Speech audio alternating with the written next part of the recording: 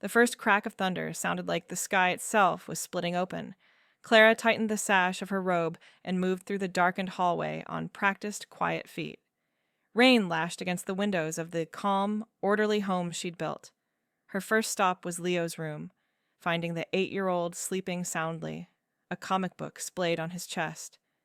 Next was little Sam, who had merely burrowed deeper into his mountain of blankets. All was as it should be. Then she came to the newest door, the one belonging to the girl who had arrived just 10 days prior. She expected to find a child startled awake, perhaps sitting up in bed. She did not expect to find the bed empty. The room was dark, the sheets thrown back. A flash of lightning, blue-white and sudden, illuminated the space for a single, stark second. In that fractured moment, Clara saw her, not in bed, but curled into the far corner of the closet, a small shape trying to make itself even smaller. The next rumble of thunder shook the house, but the girl, Alara, didn't even flinch at the noise. She was trembling, yes, but her wide, terrified eyes were fixed on the window, staring through the slats of the closet door as another lightning strike flashed. She was watching for it, waiting for it. Her whisper was so thin it was almost swallowed by the storm. He uses the light to find us.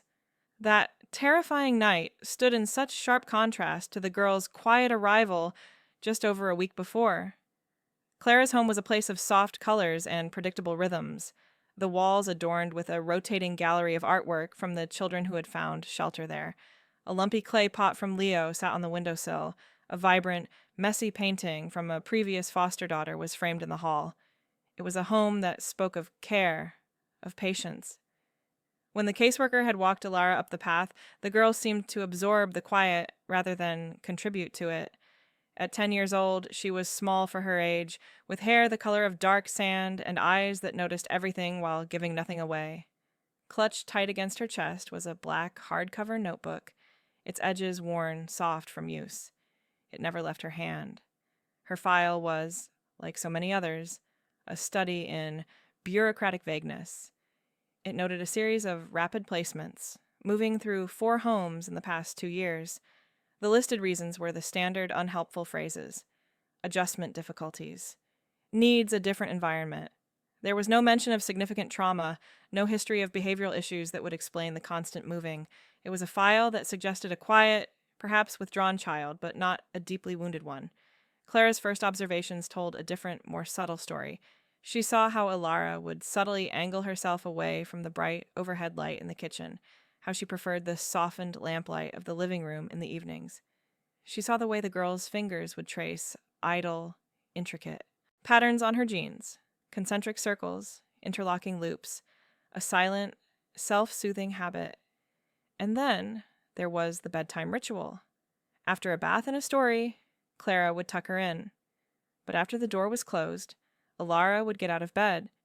Clara discovered it on the second night, peeking in to check on her. The girl was on her knees beside the bed, carefully drawing on the hardwood floor with a small piece of white chalk. She was drawing a perfect, unbroken circle around the entire bed, her small face a mask of intense concentration. Once the circle was complete, she would step carefully inside its boundary, climb into bed, and only then seem to breathe easily. Clara had never seen anything like it. She didn't interrupt. She just watched and wondered what need this strange magic was meant to fulfill. The morning after the storm, the house was quiet, washed clean. Puddles reflected a calm, blue sky outside the windows. Clara moved through the familiar routine, but her eyes kept returning to Alara. The girl was pale, the shadows under her eyes a little darker, but she was sitting at the kitchen island, her notebook open to a fresh page. She was drawing again, her hand moving in those same circular patterns. Clara knew that trust wasn't built in grand gestures, but in the quiet, repeated moments of showing up. She didn't press Alara about the night before. Instead, she slid a bowl of muffin batter across the counter. "Think you can stir this for me? My arm's getting tired." It was a small invitation, a way to be close without demanding eye contact or conversation. Alara looked at the bowl, then at Clara. After a long moment, she put down her chalk and picked up the spoon, her movements slow and careful. This was how their rhythm began. Baking cookies, the warm, sweet smell filling the house, weeding the garden, their hands in the dirt, the sun on their backs, and always the drawing. Clara set up a small art table by the sunny window in the living room, with good paper and a set of proper colored pencils. She didn't ask to see what Alara drew. She just made the space available. It was there, a few afternoons later, that the first real thread of connection appeared. Alara was drawing a series of swirling, celestial patterns in deep blues and purples. "It's the Whirlpool Galaxy," she said, her voice so quiet Clara almost missed it. It was the first unsolicited thing she'd ever said. Clara looked at the drawing, a beautiful, chaotic spiral. "It's beautiful. How do you know about galaxies?" "I had a book, before." Alara didn't look up, but her pencil kept moving. "I like the pictures. The stars don't change. They're always where they're supposed to be." And so they began to talk about the stars. Clara dug out an old astronomy book from her own childhood, and they would sit together in the evenings, naming constellations. Alara knew most of them already. She would point to Cassiopeia, to Orion, her voice gaining a sliver of confidence when she spoke about these distant, constant lights. It was a safe language for her, a way to connect that didn't require talking about anything that hurt. It was during one of these evenings that Clara saw the first flicker of something else. A nature documentary was on the television, and the scene cut abruptly to a journalist's camera flashing in the face of a wild animal. The sudden, bright strobe of light made Alara flinch violently. Her whole body went rigid for a second, her hand flying up as if to shield her eyes. The pencil she was holding clattered to the floor. Then it was over. The documentary moved on. Alara slowly lowered her hand, her breath a little shaky. She picked up her pencil and went back to her drawing as if nothing had happened. Clara watched her, her own heart thumping. It wasn't the jump of a person startled by a loud noise. It was the recoil of a person who knew that particular kind of light, who associated it with something painful. She filed the reaction away, a new piece of a puzzle she didn't yet understand. It was a specific fear, sharp and precise. Not a general anxiety, but a targeted one. She knew enough to know that reactions like that are learned. They are trained into the nervous system, a response to a very specific kind of danger. The weather forecast a week later was insistent. A line of severe thunderstorms was moving in, promising high winds, torrential rain, and frequent lightning. The warning scrolled across the bottom of the television screen all afternoon. Clara watched Alara from the corner of her eye. The girl's posture had changed. The small bit of softness she'd gained over the past days seemed to tighten back up. She became quiet again, retreating into her notebook, her circles becoming more frantic, more densely drawn. At bedtime, the air was thick and heavy with the coming storm. Clara did her rounds. Leo, ever the heavy sleeper, was already out. Sam asked for an extra nightlight, which Clara plugged in without question. Then she came to Alara's room. The girl was already in bed, the covers pulled up to her chin. Her eyes were wide and watchful. "The storm's going to be a loud one," Clara said, keeping her voice soft and even. "But it's just noise and rain. This house is strong. We're all safe in here." Alara just nodded, her gaze flicking toward the window. The first distant rumble of thunder rolled through the hills. It was a low, warning growl. Clara kissed her forehead. "Try to get some sleep. I'll be right down the hall." She left the door open a crack, as she always did. For the next hour, she tried to read, but her attention was on the building storm outside and the silent one she knew was building in the room down the hall. The wind picked up, whipping the trees around the house. Then the real storm hit with a sudden, explosive violence. A thunderclap boomed directly overhead, so loud it felt like it shook the very foundations of the house. Rain hammered against the roof and windows in a deafening roar. Clara was on her feet instantly. She went to Sam's room first, soothing him with a few quiet words. Then she moved to Alara's door. She pushed it open slowly. Another flash of lightning. This one a brilliant, blinding burst of blue-white that lit up the entire room for a terrifying second. The bed was empty. The sheets were thrown back in a tangle. Clara's breath caught. The lightning flash had illuminated the room like a snapshot. And in that frozen moment, she saw. The closet door was open just a few inches, And inside, crammed into the farthest corner, buried under a pile of blankets she must have pulled from the shelf, was a small, trembling shape. Ilara. Clara didn't rush forward. She didn't turn on the overhead light. She stood in the doorway for a moment, letting her eyes adjust to the gloom, another peal of thunder masking the sound of her presence. She could see the faint, ghostly outlines of the chalk circles on the floor around the bed, now smudged and broken from Ilara's frantic scramble to the closet. She moved slowly into the room, her steps quiet on the rug. She knelt on the floor a few feet from the closet door, making sure she was in Ilara's line of sight so she wouldn't startle her. "Ilara," she said, her voice low and calm, a steady anchor in the chaos of the storm. "It's Clara. I'm right here." A whimper came from the pile of blankets. A small hand pushed a blanket aside slightly, revealing one terrified eye. "The light," the girl whispered, her voice thin and fractured. "It finds us. He always checks after the light." Clara's blood ran cold. It wasn't the thunder. She'd been right. It was the lightning, the specific, searing quality of its flash. "The light can't find you in here," Clara said, keeping her tone reassuring. "You're safe in the closet. The blankets are keeping you hidden." Another lightning strike. Ilara flinched, squeezing her eyes shut and pulling the blanket back over her head, but she didn't scream at the thunder that followed. Her fear was reserved for the visual assault, not the auditory one. "He uses the light to find us," she repeated, her voice muffled by the fabric. "To see if we're where we're supposed to be." Clara stayed on her knees, a silent sentinel. She didn't try to touch her, didn't try to pull her out. She just stayed present. "No one is using the light to find you tonight, sweetheart.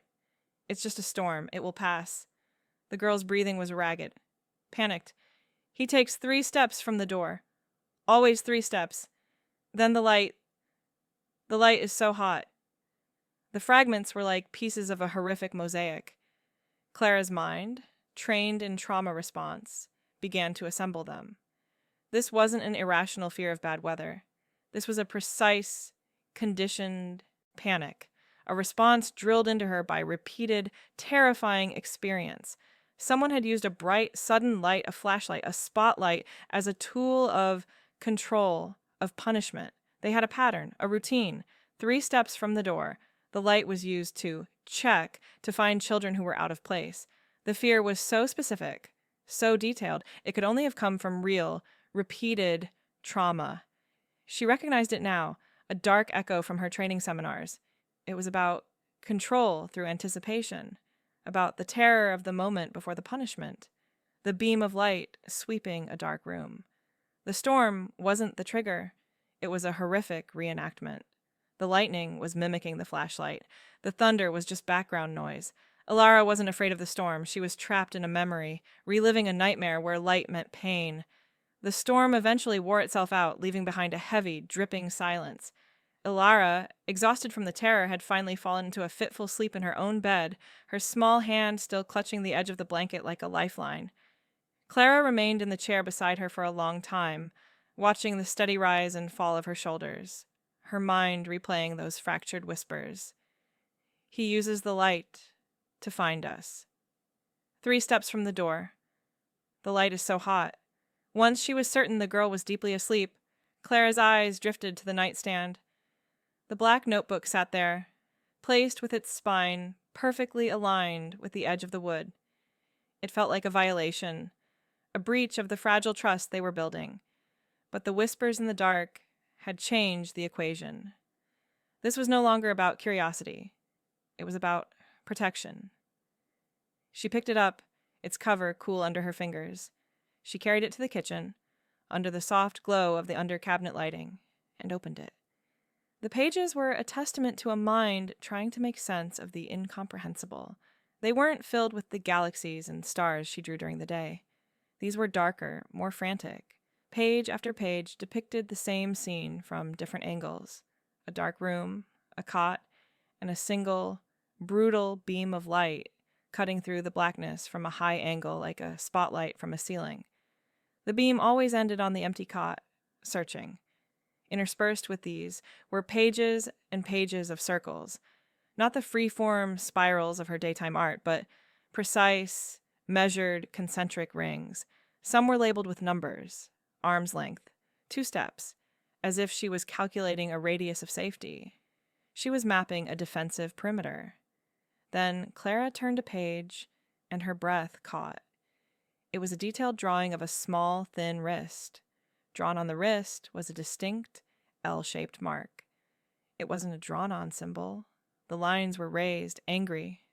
It was a scar. And beside the wrist, carefully sketched, was the symbol that peppered the other pages. A circle with lines radiating from it, like a simplified drawing of a blazing light bulb or a camera flash. Clara's own hands went still. She looked toward the hallway, toward the sleeping girl's room. She thought of Alara's flinch at the television flash, the way she always wore long sleeves even on warm days. Slowly, carefully, she set the notebook down and walked back to Alara's room. The girl was still asleep. Clara knelt beside the bed and, with a touch as light as a breath, gently pushed back the cuff of the girl's pajama sleeve.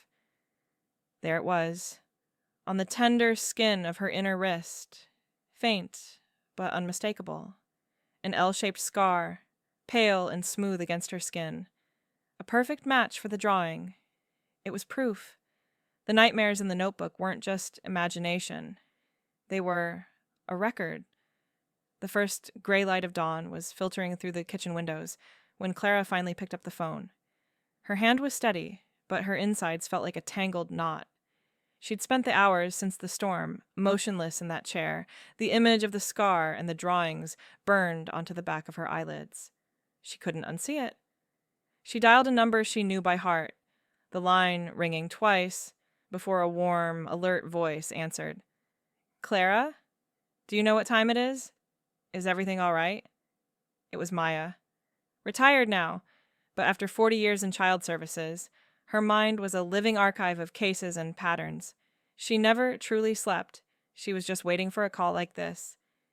"It's Alara," Clara said, her voice low. She glanced down the hall toward the quiet bedrooms.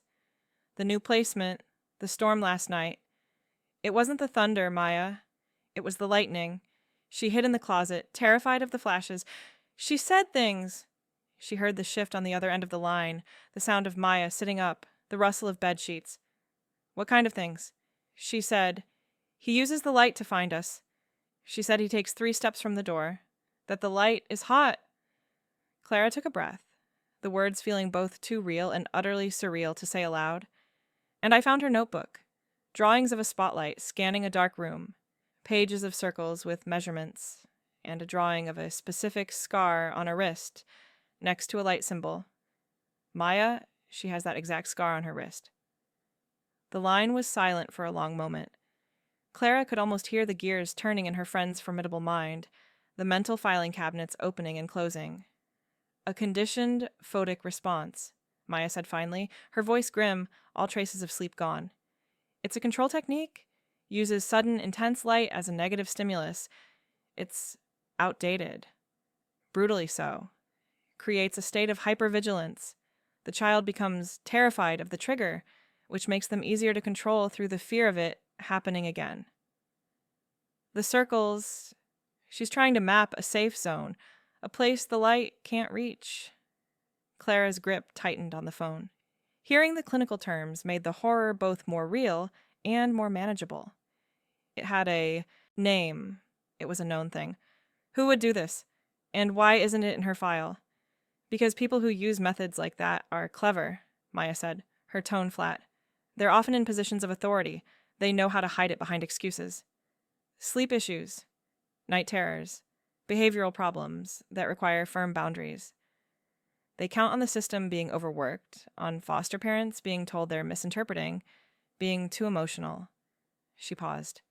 "We need to be very careful, Clara, and very quiet. If someone went to these lengths to hide it, they won't take kindly to you digging." "What do I do?" Clara asked, her voice barely a whisper. "Document everything. Date, time, exact quotes from what she said. Photograph the drawings, without her knowing. We need that evidence. I'll make some discreet calls. There was a case, years ago, in the county over. Similar details. It never went anywhere. Lack of evidence, but the patterns are there." Maya's voice softened. "How is she this morning?" "Exhausted. Asleep. She has no idea I know. Keep her routine normal. Safe. Don't ask her about it. Let her come to you. The most important thing right now is her feeling secure with you. The investigation is our job. Loving her is yours. They hung up, and Clara felt the weight of the situation settle onto her shoulders. It was no longer just a mystery. It was a mission. And the first step was to look at the official story with new, much more skeptical eyes. The case file for Alara Reed sat on the kitchen table, a thin manila folder that seemed absurdly inadequate to contain a child's life, let alone her trauma. Before, Clara had read it as a foster parent, looking for needs, for triggers, for history. Now she read it as a detective, looking for lies. The listed placements were all within the same regional agency. New Beginnings, Foster Care. The reasons for her moves were a study in vague bureaucracy, needs a more structured environment, requires a home with fewer children, adjustment difficulties. They were the kind of phrases that made a caseworker nod sympathetically and close the file, phrases designed to end inquiry, not start it. Her eyes scanned the signature lines. Every single transfer form, every annual review, every behavioral assessment, all were signed by the same agency director, Arthur Davies. His name was a constant, a neat signature at the bottom of every decision that moved this silent, terrified girl from one place to another. Clara picked up her phone and called Maya back. The director, Arthur Davies. His name is on everything. That's not uncommon for a small agency, Maya said, but her tone was cautious. He'd have final sign-off, but it's a place to start. Let me see what I can find out about his staffing. An hour later, Maya called back, her voice tight. I spoke to an old colleague, someone who still has access to the system. It's subtle, Clara, but it's there. I had her pull the files for the other children who were moved out of Alara's previous homes around the same time she was. And a pattern, not in the official notes, but in the timing.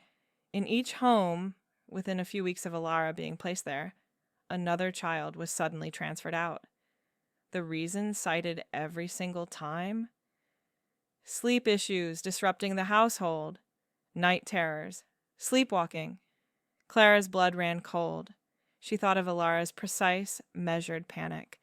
A child screaming in the night from a nightmare would be a disruption. A child hiding silently in a closet during a storm would not. They were transferring the other children out, blaming their sleep problems, when the real source of the disruption was likely Alara's unseen, unspoken terror. They were isolating the problem and moving it, hoping it would just disappear into the next home. There's more, Maya continued. I had her cross-reference staff assignments, all of Alara's placements, and the homes of those other transferred children. Like, they all had the same nighttime support supervisor listed, a man named Robert Evans. He's been with the agency for 15 years. Quiet. Keeps to himself. His listed hobby in the staff directory? Maya paused, letting the significance hang in the air. Amateur photography. Specializes in studio portraiture. The word studio landed with a sickening thud. Studio lighting. Powerful, controllable, hot lights. The kind that could be used to mimic a spotlight in a dark room. Robert Evans. The name was a key turning in a lock. He was the common thread, the one with the access, the opportunity, and the specific, horrifying expertise. Arthur Davies was the director who signed the papers, who moved the children, who kept the system running smoothly and quietly. But Robert Evans, he was the one with the light. The next weather alert felt like a summons. A new line of storms was predicted to arrive in 48 hours. This time, Clara's preparation was different. The warm cookies and reassurances were still part of it. The calm demeanor firmly in place for the children. But beneath the surface, a quiet, grim resolution had taken root. This storm would not be a time for comfort alone. It would be a time for evidence. She needed to see it for herself, to document the specific trained behavior Alara had described. Not to violate her trust, but to build an unassailable case to protect her. In a small electronics store on the outskirts of town, she bought a simple, compact, night vision camera. It was a small, dark cube that could be placed on a shelf, its faint glow invisible in a dark room. That evening, as the first breezes picked up, hinting at the turmoil to come, she placed it on the high bookshelf in the hallway, angled perfectly to see through the open crack of Alara's door. It felt like a betrayal, setting a watchful eye on the girl's private terror. But Clara steeled herself. The greater betrayal would be letting the people who did this to her escape justice. The storm announced itself not with a gentle roll of thunder, but with a sudden, violent gust of wind that shook the window panes. Clara went through the motions of bedtime, her own heart hammering a rhythm of dread and purpose. She tucked Alara in, her voice soft. "It's going to be another loud one tonight. Just remember, you're safe. The house is strong. I'm right here." Alara's eyes were already glazed with a fear that was miles away from this room, this bed.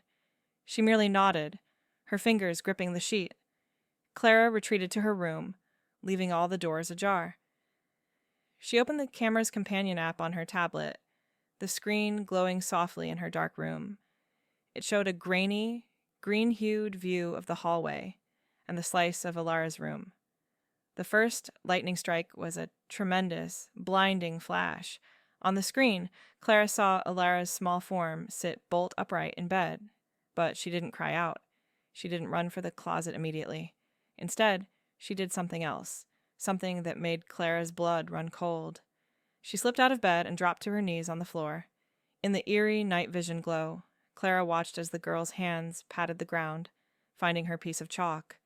But she wasn't drawing a circle. She was measuring. She placed the chalk down, then crawled from the bed to the window, her body low to the ground.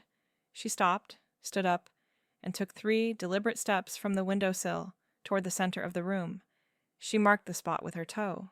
Then she returned to the bed and began drawing her circle, but this time it was different. A calculated arc that started from that specific point, as if she was defining the exact perimeter of a searchlight's reach. She was recreating it. The entire ritual was a precise reenactment of her abuse. The 3 steps, the calculated distance. She was building her defense against a specific, remembered threat, using the lightning as a stand-in for the man with the light. Her whispered words, picked up by the camera's sensitive microphone, were barely audible, but Clara heard them clearly. 3 steps from the light. He always takes 3 steps. The circle has to be bigger than his reach. Then, and only then, her defensive ritual complete, did she scramble into the closet, pulling the blankets over her head as the next flash came. Clara watched, her hand over her mouth, tears streaming silently down her face. It was one thing to hear the whispered fragments. It was another to see the horrifyingly precise dance of trauma play out on the screen. This was no simple phobia. This was the muscle memory of terror. She didn't sleep. She sat in the dark, the tablet screen dark now, the storm abating. The video file was saved, backed up to a cloud drive Maya had helped her set up, a digital vault for evidence. Pieces which had been scattered and horrific, now clicked together with a dreadful, final clarity. The light wasn't just a tool, it was a weapon. Its use was systematic, a calculated method of psychological control. The chalk circles weren't a child's whimsy. They were architectural plans for a prison of her own making, the only defense she had against an unpredictable attack. The measurements weren't random. They were the exact dimensions of her torment. 3 steps. Always 3 steps. The scar on her wrist. The L shape. It wasn't from a fall. In the stark, green-tinted video, Clara had seen Alara's wrist press against the floor as she measured. The mark lined up perfectly with the corner of a floorboard. A heated piece of metal. Perhaps a light stand cooled just enough to brand, but not to cause a severe burn. A punishment for leaving the designated area. The image made her stomach turn. Robert Evans, the night supervisor with the hobby in studio photography, the man with the access, the knowledge, and the tools. He wasn't just a bad employee. He was a predator who had weaponized his hobby. He used the promise of light, the very thing artists use to reveal beauty, to inflict terror and assert control. And Arthur Davies, the director, was the facilitator. He signed the papers, he moved the children, he buried the complaints under vague labels of sleep issues. He maintained the system that allowed the rot to flourish. This was the chilling truth the storm had finally revealed. It wasn't a single monster in the dark. It was a network. A man who inflicted the pain, and a man in a crisp shirt in a tidy office who made sure no one ever had to look at it. They had turned the system designed to protect vulnerable children into a hunting ground, and they had used the fear of light to keep their secrets in the dark. Clara knew what she had to do. The quiet, discreet inquiry was over. It was time to step into the light herself. Clara compiled her evidence with a meticulous care that felt like a physical ache. She organized the photos of Alara's notebook pages, the video file from the storm, her own dated notes transcribing the whispered phrases, and the background information Maya had gathered. She presented it all to Alara's current caseworker, a young woman named Sarah, during a scheduled review meeting. She laid it out, not as an accusation, but as a concerned foster parent seeking guidance for a deeply traumatized child. Sarah listened, her expression shifting from professional attentiveness to deep unease. She leafed through the photographs of the light beam drawings, the measured circles. "This is very detailed," she said, her voice hesitant. "It's evidence of systematic abuse using controlled light as a punishment," Clara stated, her voice calm but firm. "The night supervisor at her previous placements, Robert Evans, his hobby is studio photography. The director, Arthur Davies, signed off on every transfer. They need to be investigated." Sarah's demeanor closed off almost visibly. She straightened the papers into a neat stack, avoiding Clara's eyes. "Clara, I understand your concern. It's clear Alara has significant anxiety. But what you're suggesting, it's a very serious allegation against a long-standing agency. The file shows a history of sleep disturbances. This could be an elaborate manifestation of night terrors." "Did you look at the video?" Clara asked, her heart beginning to sink. "She measures the room. She reenacts the abuse. This isn't a nightmare. It's a memory." "Children's imaginations are powerful," Sarah said, her tone taking on a placating quality that felt like a dismissal. "And sometimes, as caring adults, we can unintentionally reinforce these fears by giving them too much attention. Perhaps we should consider a medication evaluation to help manage her anxiety. Help her sleep more soundly." The suggestion felt like a physical blow. They wanted to medicate the symptom and ignore the cause. They wanted to silence the reaction instead of stopping the action. "Medication isn't the answer here," Clara said, her voice hardening. "The answer is an investigation into Robert Evans and Arthur Davies." Sarah's face tightened. She looked at Clara not as a colleague in a child's care, but as a problem to be managed. "Clara, you're a wonderful foster parent. Your dedication is noted. But making bold, unproven accusations against licensed professionals, it can be seen as disruptive. The agency has a rigorous hiring and oversight process. If you persist down this path without conclusive proof, I'd have to note it in your file. It could prompt a review of your foster license for stability." The threat was clear, polished, and delivered with a bureaucratic smile. They weren't just dismissing her. They were warning her. The system was choosing to protect itself.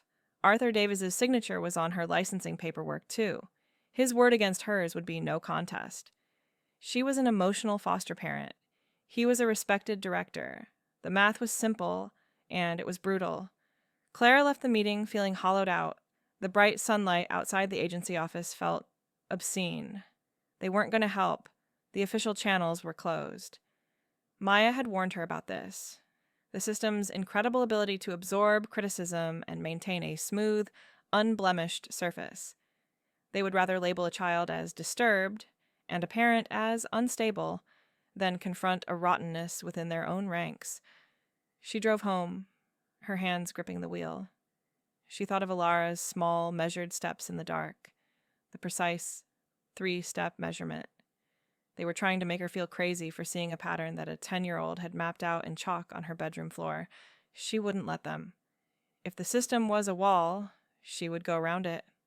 That evening, Clara sat at her kitchen table with Maya on speakerphone. The familiar warm room felt like a command center now. They threatened my license, Clara said, the words still feeling strange. They suggested medication for Alara and implied I was being hysterical. Maya's sigh was heavy with a lifetime of witnessing such things. I'm not surprised, honey. It's the oldest play in the book. Discredit the messenger. Arthur Davies has been there for 20 years. He's built up a lot of goodwill. They'll protect their own until the evidence is undeniable.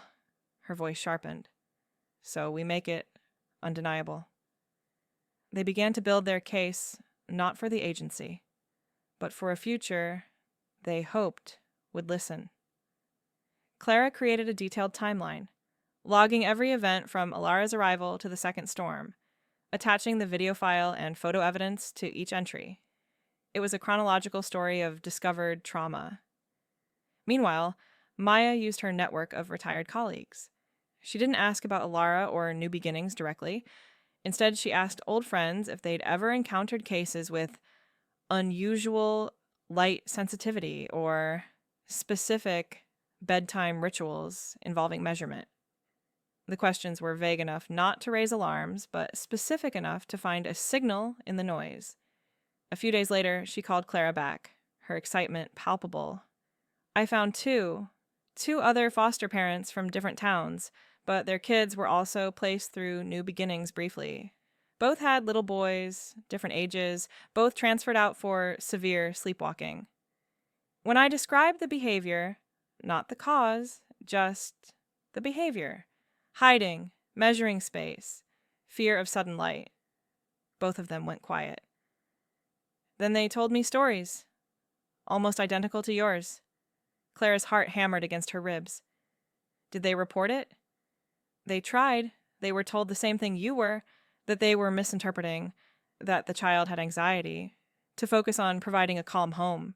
One was even asked if she was overly invested because she couldn't have children of her own. Maya's voice was thick with disgust. They were made to feel foolish. They dropped it. But they remembered. Clara got their numbers. She called them, her introductions cautious. She didn't lead with her theory, just with Alara's name and the phrase, nighttime fears. It was all she needed to say. The floodgates opened. They described the same chillingly specific patterns. One mother, a nurse named Lisa, had even managed to take a photo of a similar, fainter, L-shaped mark on her boy's shoulder before he was moved. She still had it. She sent it to Clara. The shape was unmistakable.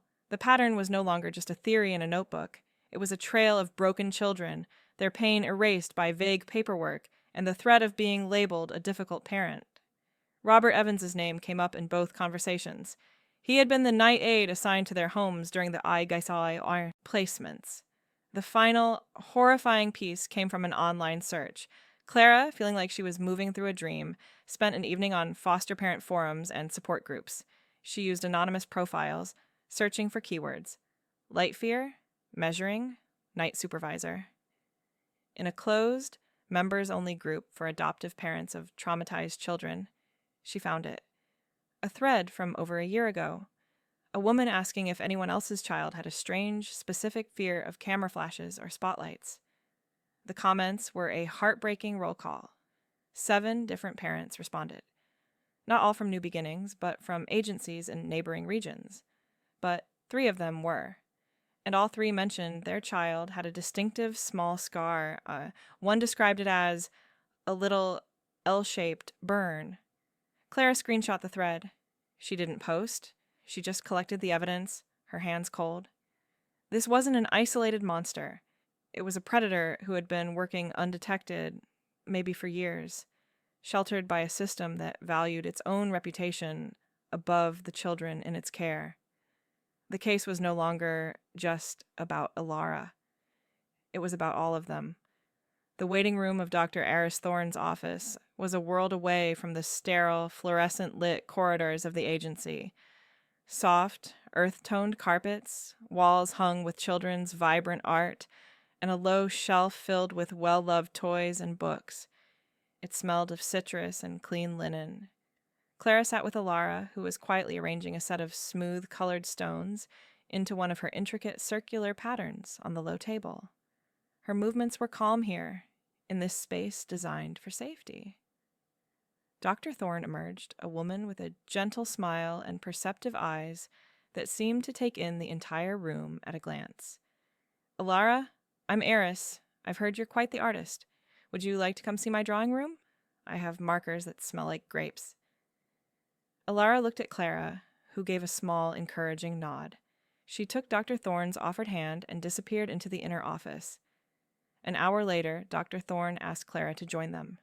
The room was even more welcoming than the lobby, with a large dollhouse, a sand tray, and a wall of art supplies.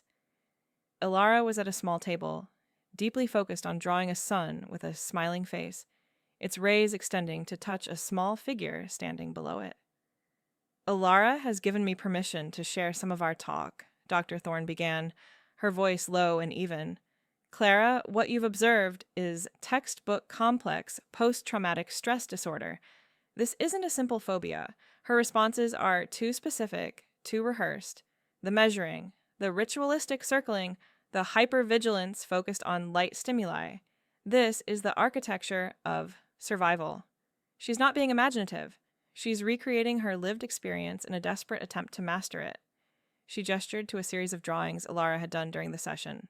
They were variations on a theme: a small figure in a dark space, a looming light source, and always the circles. The chalk circles are a profound coping mechanism. She is literally drawing a boundary between herself and the perceived threat. It's her way of saying, this far and no further. The fact that she can articulate a specific number of steps and a specific type of light doesn't indicate a dream. It indicates a memory. Dr. Thorne's gaze was direct and unwavering. The physiological response you described, the flinch, the rigidity, the frozen panic, is a conditioned fear response. Her nervous system has been wired to associate a specific visual trigger with imminent danger. Medication might sedate her, but it would only bury the trauma deeper. What she needs is targeted therapy to rewire those fear pathways, to slowly and safely desensitize her to light in a controlled way, and to process the underlying terror. She opened a file on her desk. I will be drafting a full psychological evaluation. It will state, in unambiguous clinical terms, that Alara shows clear and convincing evidence of having been subjected to systematic psychological abuse, utilizing photic conditioning as a method of control and punishment. This is not a diagnosis of a disordered child. It is a diagnosis of a child's reaction to a disordered and abusive environment. This document will support any official action you need to take. Clara felt a wave of relief so potent it left her weak.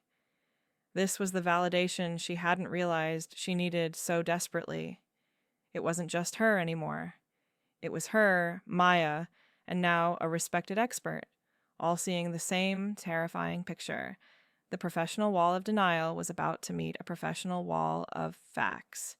Armed with Dr. Thorne's preliminary report and the compiled evidence from the other families, Clara and Maya scheduled a meeting with a senior investigator from the county's Child Protective Services Division, bypassing the agency entirely.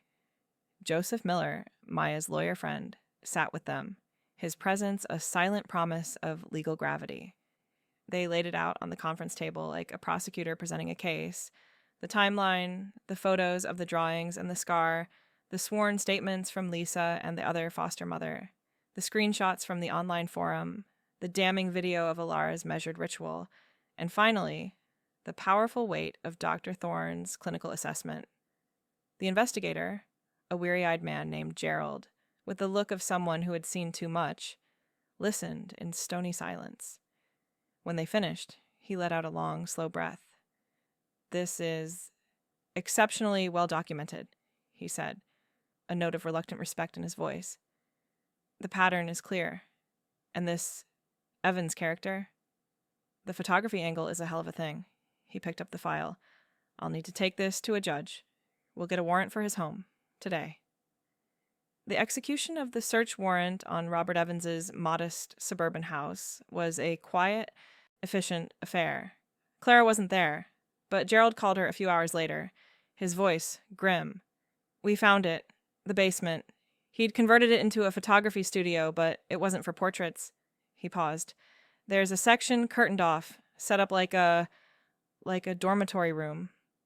A single cot, and mounted on the ceiling, on a track, is a powerful, professional-grade spotlight, the kind that gets hot after a few minutes of use."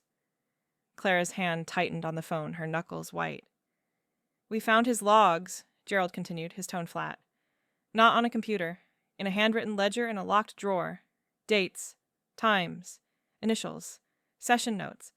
They match up with the nights the children in your files reported night terrors. He was bringing them here, using the light. We found photographs, not of the children's faces, of their reactions, of the marks." His voice tightened with disgust. "We've taken him into custody. He's not saying a word, but he doesn't need to. The evidence is saying it for him." Arthur Davies was placed on immediate administrative leave later that afternoon. The police found the missing originals of the children's files in a locked cabinet in his office. The truth was no longer a whisper in a storm. It was a flood. The first session of specialized trauma therapy was gentle. Dr. Thorne started not with a bright light, but with a small, battery-powered tea light candle. She placed it on the far side of her large, sunlit office. "That's our light for today, Alara," she said. "It's very small, and it's very far away. It's a friendly light. It won't move unless you tell it to." Alara watched it, her body tense, but the distance, and the doctor's calm presence, held her panic at bay. The goal wasn't to erase the fear in a day, but to build a new association, 1 millimeter at a time. The light could be small. The light could be safe. The light could be controlled by her.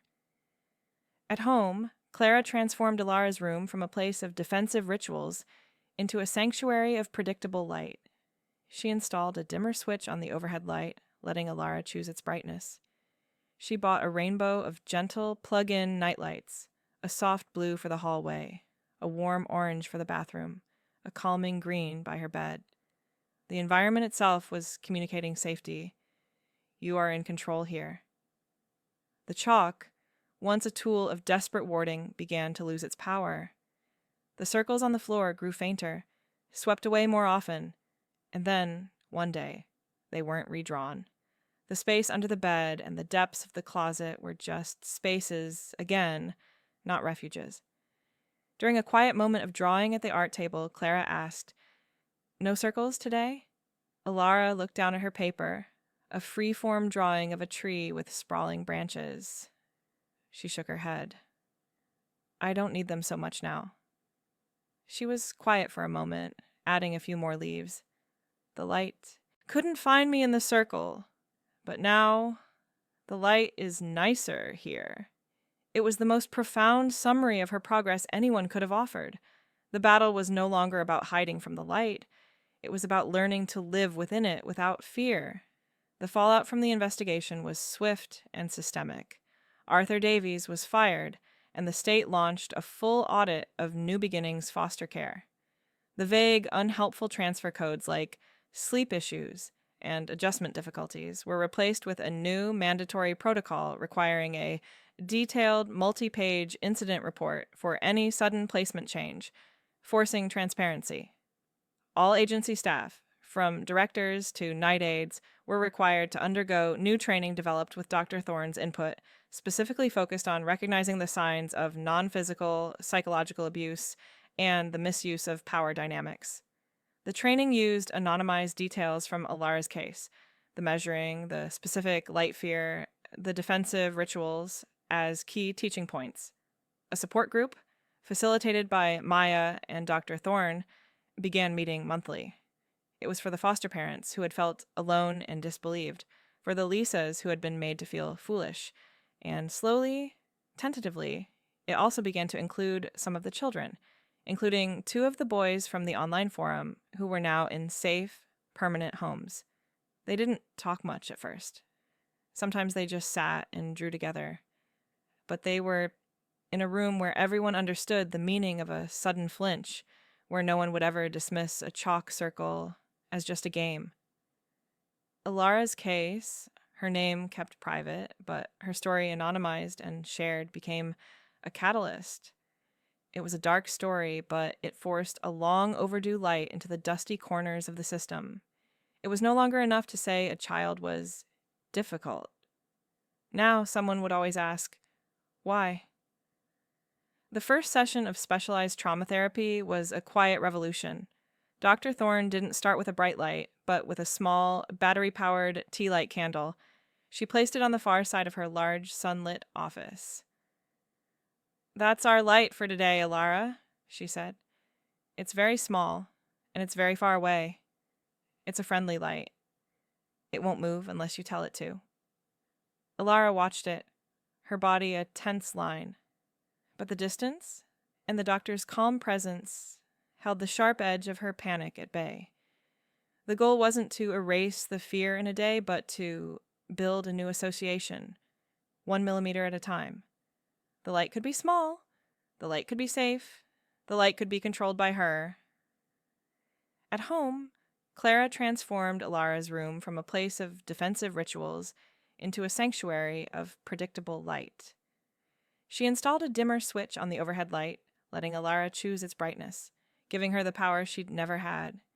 She bought a rainbow of gentle, plug-in nightlights, a soft blue for the hallway, a warm orange for the bathroom, a calming green by her bed. The environment itself was communicating safety. You are in control here. No one will surprise you.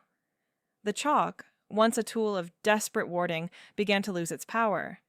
The circles on the floor grew fainter, swept away more often, and then, one day, they weren't redrawn at all. The space under the bed and the depths of the closet were just spaces again, not refuges. The house began to feel like a home, not a fortress she had to defend. During a quiet moment of drawing at the art table, Clara asked, "No circles today?" Alara looked down at her paper, a free-form drawing of a tree with sprawling branches. She shook her head. "I don't need them so much now." She was quiet for a moment, adding a few more leaves with a green pencil. "The light couldn't find me in the circle. But now, the light is nicer here." It was the most profound summary of her progress anyone could have offered. The battle was no longer about hiding from the light. It was about learning to live within it, without fear. Weeks later, another storm forecast rolled in. Clara felt the old, familiar dread curl in her stomach. That evening, she went through the routine, her senses on high alert. She tucked Alara in. The girl's eyes were watchful, but the stark terror was gone, replaced by a manageable anxiety. "It's going to be loud," Clara said, "but we're safe." Alara nodded. "I know." When the storm hit, Clara waited, listening. She heard the thunder, saw the lightning flash through the crack in the door, but she didn't hear the scramble, the frantic patting of hands on the floor. She crept to the doorway and peered in. Alara was in bed. She wasn't asleep. She was sitting up, holding her teddy bear, watching the lightning illuminate the raindrops on the window. Her breath was a little quick, her knuckles white on the bear, but she was there, in her bed, riding out the storm, not hiding from it. Clara leaned against the doorframe, a quiet sob of relief catching in her throat.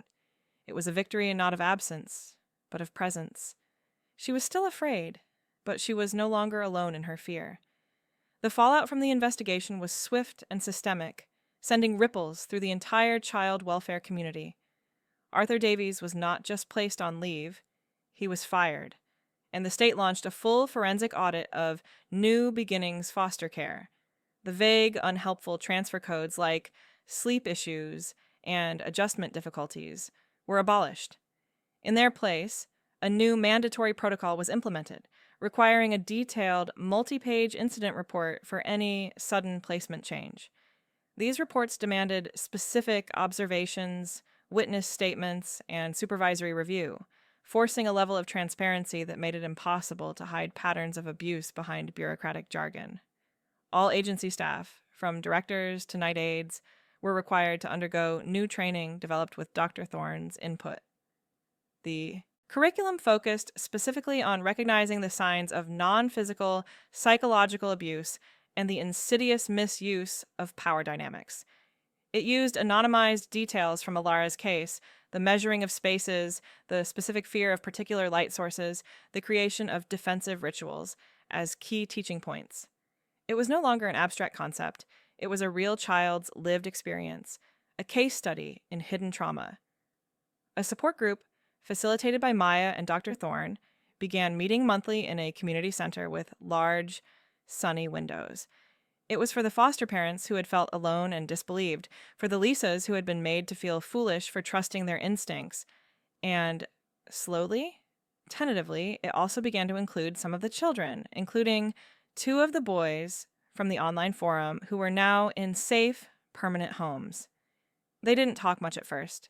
Sometimes they just sat and drew together, but they were in a room where everyone understood the meaning of a sudden flinch at a camera flash, where no one would ever dismiss a chalk circle as just a game.